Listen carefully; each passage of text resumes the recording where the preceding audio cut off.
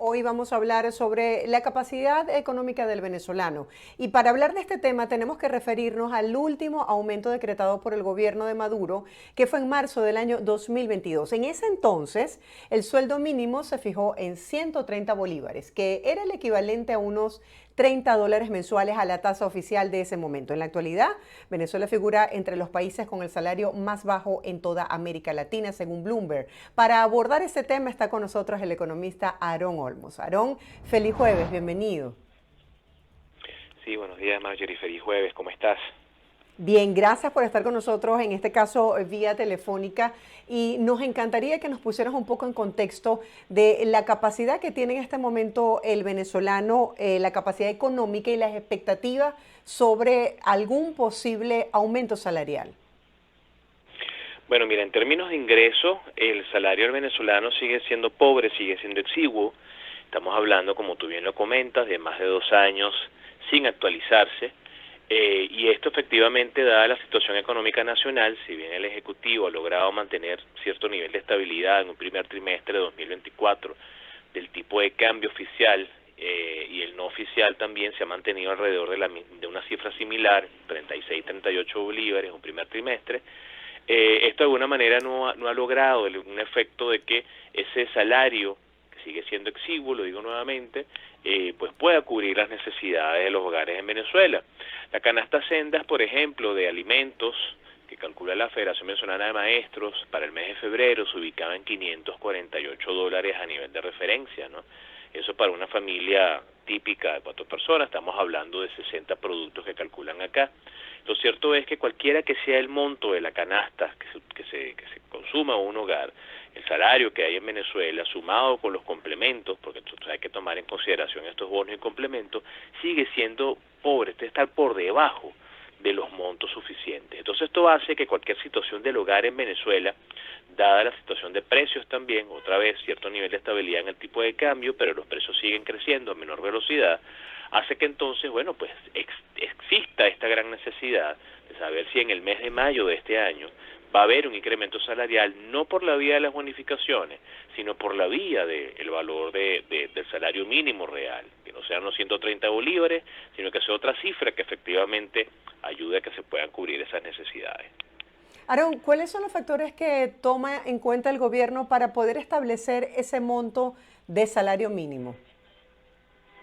Fíjate, en un país donde las estadísticas socioeconómicas y las estadísticas sociales y lo económico esté a la orden del día y se tomen decisiones de planificación a nivel social y de políticas públicas y económicas en función de la realidad del país, se debería tomar en cuenta el costo de la canasta alimentaria que calcula el ente emisor, en este caso un Banco Central de Venezuela, y en función de ese costo y otros costos de otras canastas, ¿verdad? Deberíamos tener entonces un valor de referencia. En función de ello, se debería asumir un monto mínimo para poder llevar un salario digno a los hogares, tomando en consideración las 2 cabezas de hogar que típicamente hay en una familia. Entonces, los 2 salarios mínimos de esas cabezas de hogar deberían ser suficientes como para poder alcanzar esa canasta mínima. Eso habría que sumarle otra vez los complementos y bonificaciones y elementos adicionales.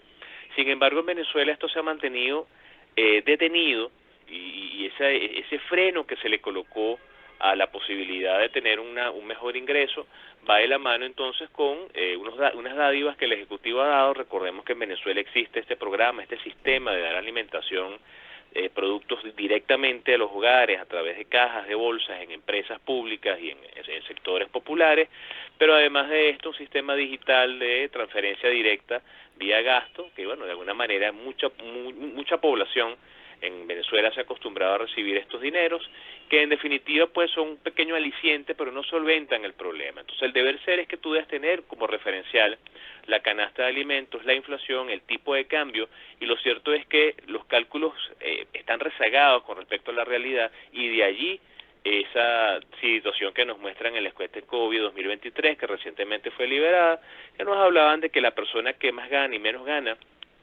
en esos deciles que ellos calcularon, estaba a una distancia de 35 veces, ¿no? Entonces tenemos una desigualdad, tenemos inequidad desde el punto de vista del poder de compra del salario. Aaron, Bloomberg hizo un estudio y señala que Venezuela está entre el primer país con salarios más bajos en toda América Latina, seguido por Argentina. ¿Cómo enfrenta el venezolano el día a día tomando en cuenta la inflación y este bajo salario? Mira, en Venezuela no hay salario bueno, ¿sí? Porque efectivamente cada persona, cada hogar, cada familia ajusta su consumo y su gasto en función de sus niveles de ingresos. Mientras más nivel de ingreso tengas, en teoría más necesidades insatisfechas vas a tratar de cubrir. Y en el caso que nos ocupa en Venezuela, los hogares venezolanos se complementan con esa conformación de hogar, que no, típicamente es siempre los datos que se nos muestran, que son 4 personas, 2 responsables de hogar y 2 dependientes, es decir, papá, mamá y 2 hijos. Generalmente los hogares venezolanos tienen una constitución diferente, quizás es mamá, papá, 2 hijos, un primo, un sobrino, los padres de alguno de los cabezas de hogar que sigue estando allí, todos están tratando de aportar a la economía familiar. Lo cierto es que como nunca es suficiente, se tiene que ir por la vía del complemento. El complemento más allá de lo que da el Ejecutivo, sino hacer actividades adicionales. Entonces tenemos personas que tienen un salario de un trabajo, un empleo público, por ejemplo, pero tienen que hacer otras actividades vinculadas con su profesión, su agregación de valor originaria o incluso incursionar en otras actividades propiamente para poder solventar. Eso pasa a lo largo y ancho del territorio, so pena de los casos, bueno, de personas que quizás tienen 1 o 2 empleos y además los fines de semana están generando otras actividades, que es algo que típicamente estamos viendo en Venezuela de más de 2 años a la fecha, porque esta situación ha obligado al venezolano a ir más allá inclusive de lo que típicamente se debería tener, ¿no? Tienes tu trabajo, tienes tu ingreso y de alguna manera tienes un nivel de vida justo, no, realmente no, los niveles de bienestar que han caído y por eso es necesario generar ingresos adicionales por otras vías. ¿Se tiene un estimado de cuántas familias venezolanas, por ejemplo, o qué porcentaje viven de las remesas de esos familiares que están en el exterior enviando lo que pueden? Fíjate, bueno que hablas de ese tema porque lo hemos conversado aquí, ¿no? En otras oportunidades, ¿no? El tema de la remesa se convirtió en un complemento para el ingreso de los hogares, ¿no? Y efectivamente, pues de los 34 millones de habitantes que dice el INE que somos en Venezuela, menos los 7 millones que están fuera del país, estamos hablando de esos 24, ¿no? Que tenemos allí en Venezuela acá, 25, 24, 26 millones de habitantes. En este caso, esas remesas, como lo decíamos en una entrevista anterior, representan cada vez menos, pero de la población venezolana diríamos que quizás estamos alrededor de un 20-25% de los que tienen familiares en el exterior que pueden estar recibiendo estos apoyos que, como ya sabemos, quizás por la propia situación de los países de origen más la situación del país de recepción que es Venezuela, ya no representan tanto. Sin embargo, siguen siendo importantes para el sostén del hogar y mantener los equilibrios, sobre todo en los casos de adultos mayores donde principalmente estos dineros se envían para cubrir gastos de salud y gastos de medicina. ¿Cómo se llega a ese acuerdo, a esa conciliación para el establecimiento de un salario justo? Por ejemplo, hemos visto estas reuniones donde participa como mediador o haciendo el acompañamiento de la Organización Internacional del Trabajo. Vamos a hablar acerca de algunas propuestas que pudiesen de pronto ser viables. Claro, el tema con esto es cómo se sustenta una nómina pública, cómo se sustenta en el tiempo, más allá de una coyuntura de precios de una actividad económica que distingue el país, ¿no? Digamos el caso de Venezuela.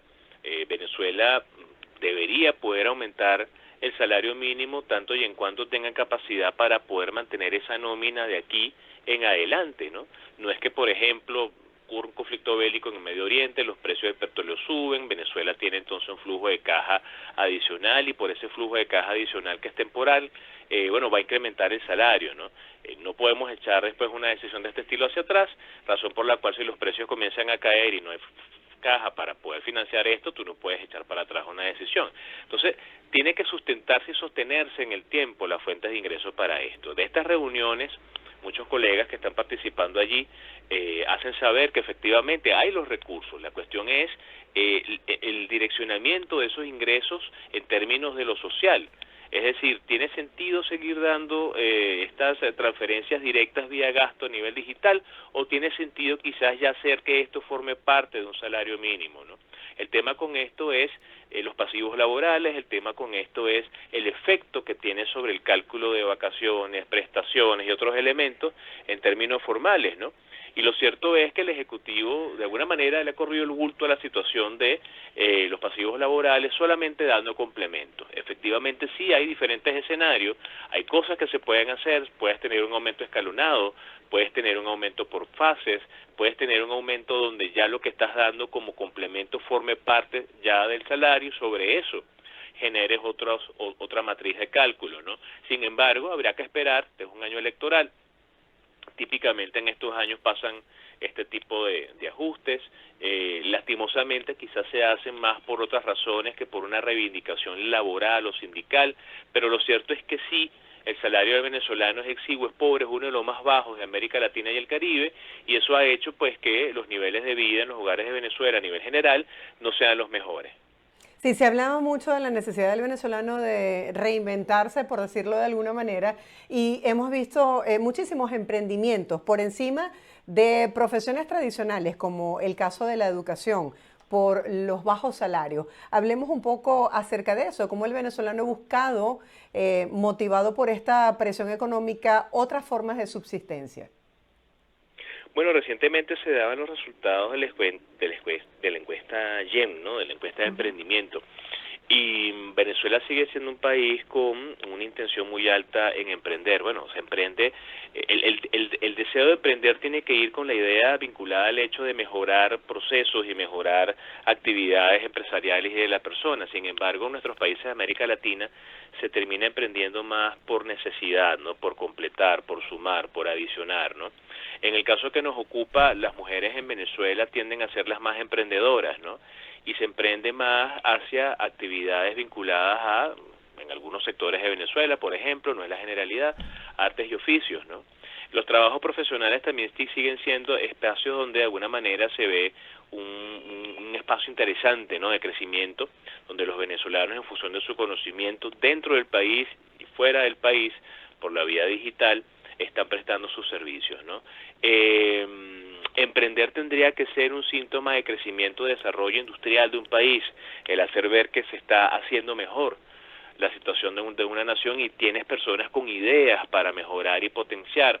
Sin embargo, en el caso de Venezuela, como bien lo habíamos dicho, si bien el fenómeno emprendedor está presente, principalmente se ve no tanto como un tema generalmente de innovación, sino más bien como algo para complementar, para sumar, para ese adicionar que decíamos, que si bien en Venezuela pues ha colaborado para que muchas personas tengan un mejor nivel de vida, hay que entender que es la respuesta a una situación social bastante grave que pareciera pues que hasta ahora, más allá de la cercanía del 1 de Mayo, lo tenemos a la vuelta de la esquina, y de unos anuncios que pudiesen estar ahí también pendientes, pudiesen ser los mismos anuncios de siempre, aumentos de las bonificaciones, más no del salario, por ese peso que tiene sobre el tema del gasto. Sin embargo, amanecer y veremos, como se dice, esperaremos a ver qué ocurre. Me gustaría profundizar en esta idea. Hemos visto a los educadores y diferentes gremios protestando en años anteriores justamente para reclamar salarios dignos. Estamos en un año electoral y también se ha hablado en la narrativa que utiliza el oficialismo de cómo se ha incrementado la producción petrolera producto de la flexibilización de algunas sanciones. Quisiera que habláramos acerca de eso. ¿Existirían las condiciones este año para un ajuste en el salario mínimo? Efectivamente, los niveles de ingresos de Venezuela se han incrementado producto del alivio de las sanciones. Sin embargo, recordemos que Venezuela es un país altamente sensible al escenario geopolítico, donde producto de estas negociaciones, si 2 empresas o 3 empresas se suman, mejora el escenario. Si 2 o 3 empresas se van porque se recrudecen las sanciones, entonces el escenario ya no es el más agradable. Eso genera una situación de incertidumbre y de inestabilidad, donde pareciera que la generación de ingresos depende del diálogo político que se está dando a nivel exterior, y la geopolítica hace que Venezuela sea muy sensible. No puedes entonces de alguna manera asumir que en el largo plazo siempre vas a poder entonces sustentar cualquier proyecto de aumento de ingresos por la vía de la negociación y la conversación, ¿no? En este caso, buena parte de los dineros que vinieron producto de estas actividades se hicieron sentir en el primer trimestre del año 2024, ¿no?